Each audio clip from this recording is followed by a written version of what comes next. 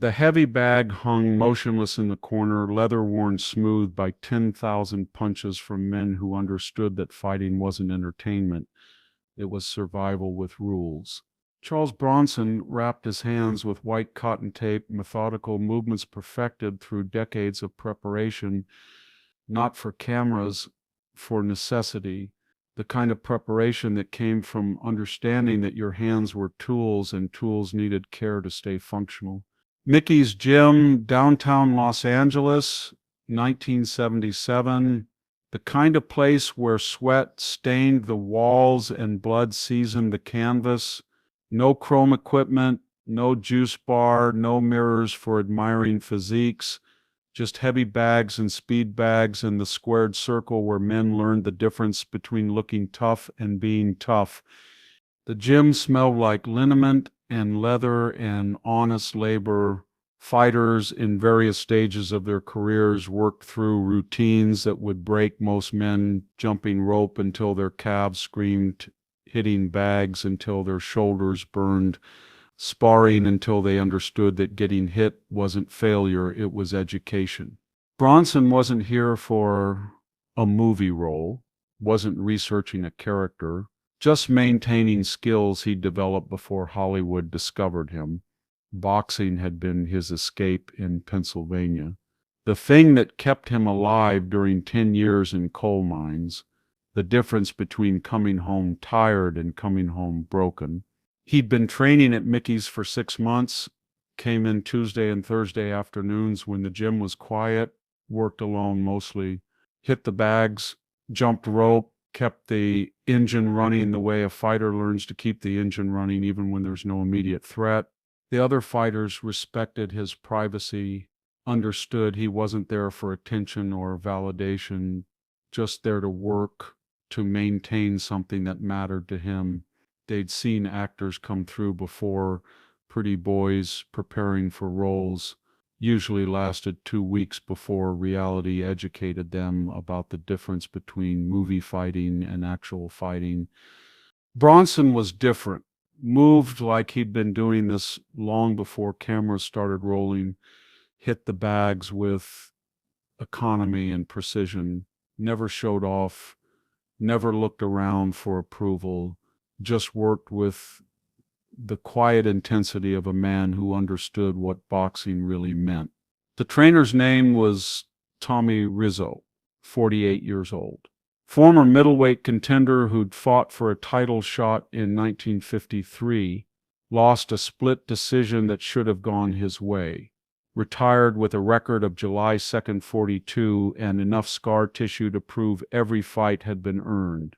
Tommy had been training fighters for 15 years, seen every type walk through Mickey's doors. Kids from the streets who fought because it was the only way out, veterans who fought because it was the only thing they knew, rich boys who fought because they thought it would make them interesting at cocktail parties. Tommy respected fighters, real fighters, men who understood that boxing wasn't about anger or ego, it was about discipline and intelligence and the willingness to absorb punishment in service of a larger goal. Men who fought because they had to, not because they wanted to. What Tommy didn't respect was Hollywood's version of fighting, movie stars throwing wild haymakers that would get them killed in a real ring, choreographed violence that looked impressive but taught terrible habits. Pretty boys who thought acting tough was the same as being tough. Tommy had been watching Bronson for weeks, grudging respect building despite his prejudices. The actor moved well, hit with real power, showed discipline in his training, but Tommy's experience with Hollywood types made him skeptical, suspicious that it was all performance, technique without substance, form without foundation. This afternoon, Tommy was working with a young heavyweight named Carlos Mendez, 22 years old, undefeated in 14 professional fights, raw talent that could go either way depending on the guidance he received. Tommy was teaching him combinations, how to set up the right hand with the jab, how to move his head after throwing power punches. Bronson worked the heavy bag 15 feet away. Steady rhythm, left hook to the body, right cross to the head, combinations that had been burned into muscle memory through thousands of repetitions, professional work from someone who understood the fundamentals. But Tommy's attention was divided, half on Carlos, half on the movie star who moved like he actually knew what he was doing. Something about Bronson's technique bothered him, not because it was wrong, because it was too right, too natural, like he'd learned it somewhere that mattered. Carlos was getting frustrated, missing combinations, telegraph punches, acting like he was fighting an opponent instead of learning a craft. Tommy stopped the session, needed Carlos to understand that boxing was mental before it was physical, strategy before violence. Carlos, you're thinking about fighting instead of thinking about boxing, Tommy said. Fighting is emotional. Boxing is technical. Big difference. Carlos nodded, but Tommy could see he didn't understand, still thinking like a street fighter, still believing that being tough was enough, still needing education about what real boxing required. That's when Tommy decided to use Bronson as an example, point out the difference between movie fighting and real fighting, show Carlos what happened when technique met reality. Mr. Bronson, Tommy called across the gym, mind if I ask you something? Bronson stopped hitting the bag, turned to face Tommy with the patient attention of someone who understood that interruptions usually meant something important. Sure, you've been training here for months. Good work ethic, decent form, but I'm curious about something. Tommy's voice carried across the gym.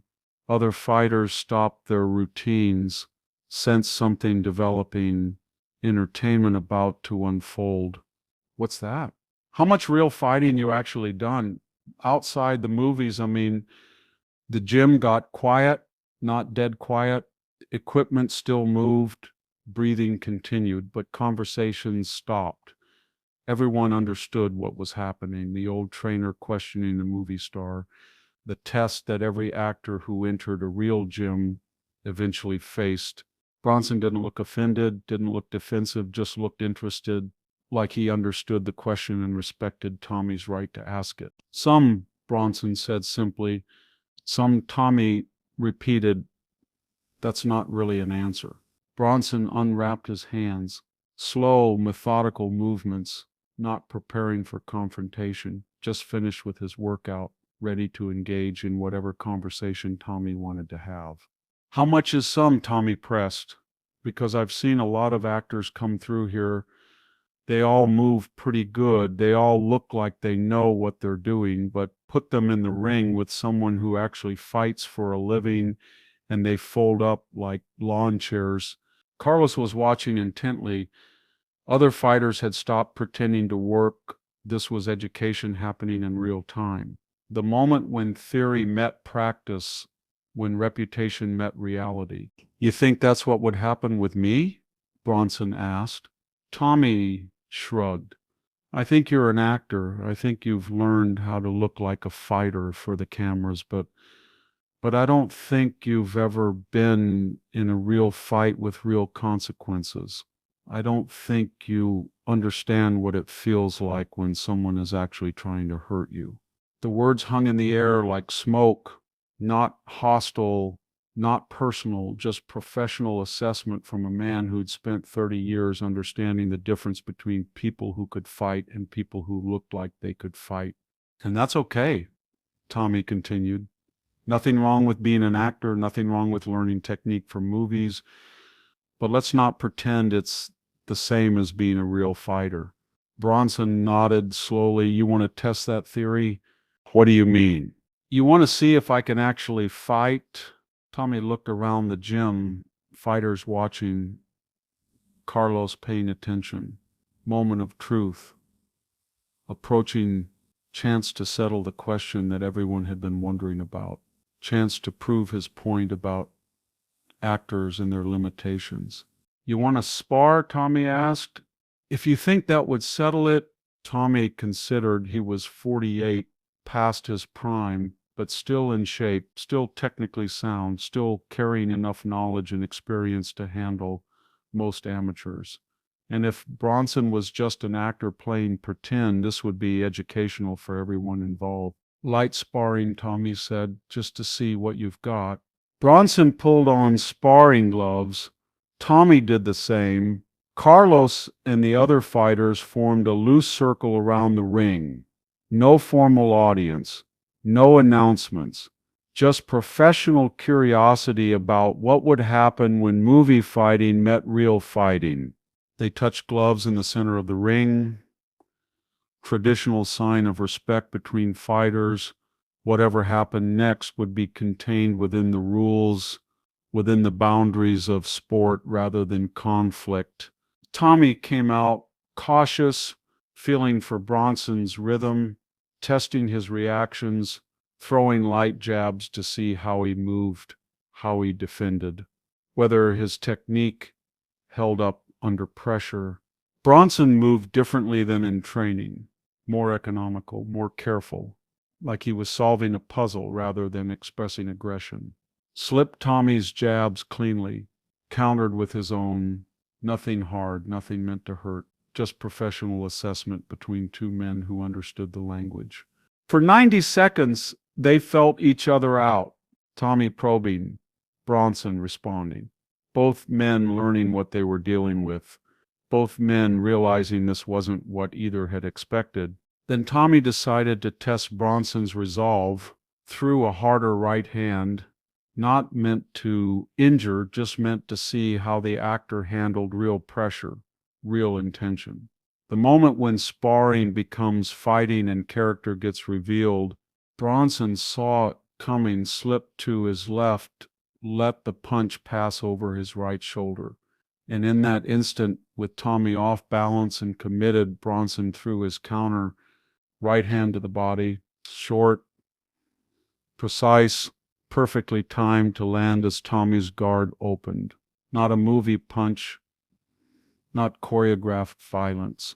Pure boxing technique applied with surgical precision. The punch landed clean. Tommy's breath exited his lungs all at once. His legs wobbled. His guard dropped. For 4 seconds he was helpless, hurt, vulnerable to whatever Bronson wanted to do next. But Bronson didn't follow up, didn't press his advantage, didn't try to finish what Tommy had started, just stepped back, lowered his hands, waited for Tommy to recover. Professional courtesy between fighters who respected each other. Tommy straightened slowly, breathing hard, not from exertion, from the shock of being hurt by someone he'd dismissed as pretend, from understanding in 4 seconds that everything he'd assumed about Charles Bronson was wrong. The gym was dead silent, fighters staring, Carlos's mouth hanging open, everyone processing what they just witnessed. Movie star putting veteran trainer on his back foot with one punch, actor proving he could actually fight. Tommy pulled off his gloves, walked to the center of the ring, extended his hand to Bronson. Not the handshake of a trainer to a student, the handshake of one fighter to another. Professional respect between men who understood what had just happened. "Where'd you learn to fight like that?" Tommy asked. "Pennsylvania. Before I was an actor." "Who taught you?" "Nobody taught me, I learned." Tommy nodded slowly, understanding the difference between being taught technique and learning through necessity, between learning to box and learning to fight, between theory and practice applied under real conditions. "How many real fights?" "Enough." Tommy looked at the other fighters, at Carlos, who was staring at Bronson with new understanding, at the men who'd watched a movie star prove he was something else entirely. 4 seconds, Tommy announced to the gym. That's all it took. 4 seconds to teach me not to judge a man by his job description. He turned back to Bronson. "I owe you an apology. I assumed you were playing pretend." I was wrong. No apology needed. You had to test it. I respect that. You want to work with Carlos? Teach him some of what you know? Bronson looked at the young heavyweight, saw potential, saw raw talent that could be shaped with proper guidance, saw someone who could benefit from understanding that fighting was mental before it was physical. If he wants to learn, Carlos nodded eagerly. Yes, sir, I want to learn. For the next hour, Bronson worked with Carlos, teaching combinations, explaining timing, showing him how to set up power punches without telegraphing intention, sharing knowledge earned through years of necessity rather than sport. Tommy watched, learning, understanding that real expertise came in many forms, that men carried skills from previous lives, that assumptions about actors and athletes and anyone else could be dangerous when they ignored individual experience. After the session, Tommy walked Bronson to the door. Can I ask you something? Sure. Why didn't you finish me? When you had me hurt, you could have dropped me. Why didn't you? Bronson considered the question because hurting you wouldn't have proven anything. You needed to understand that I could fight. You didn't need to get hurt learning it. Tommy nodded. That's the difference. What difference between a fighter and a bully? Fighter only uses what's necessary. Bully uses everything he's got. Charles Bronson returned to Mickey's gym for another 3 years, worked with Carlos and other young fighters, taught them technique, but more importantly, taught them philosophy, that fighting was about protection, not aggression, that strength was about restraint, not violence. Carlos became a middleweight contender, won 23 straight fights, never forgot the lesson Bronson taught him in those 4 seconds, not about throwing punches, about knowing when not to throw them. Tommy Rizzo trained fighters for another 15 years, never again made assumptions about what people could do based on what they did for a living. Told the story of Charles Bronson's 4-second lesson to every young fighter who thought he understood toughness. When reporters asked Tommy about training Hollywood actors, he would say only this: most actors learn to look like fighters. Charles Bronson was a fighter who learned to look like an actor. Big difference. 4 seconds to prove that real skill doesn't announce itself. Real toughness doesn't need validation. Real fighters don't waste motion on proving what they already know. 4 seconds to teach an old trainer that expertise comes from unexpected places, that judging someone by their profession instead of their character is a mistake that only takes 4 seconds to correct. Charles Bronson never spoke about that afternoon, never used it for promotion, never mentioned it in interviews. Just another moment where he let his actions speak louder than words.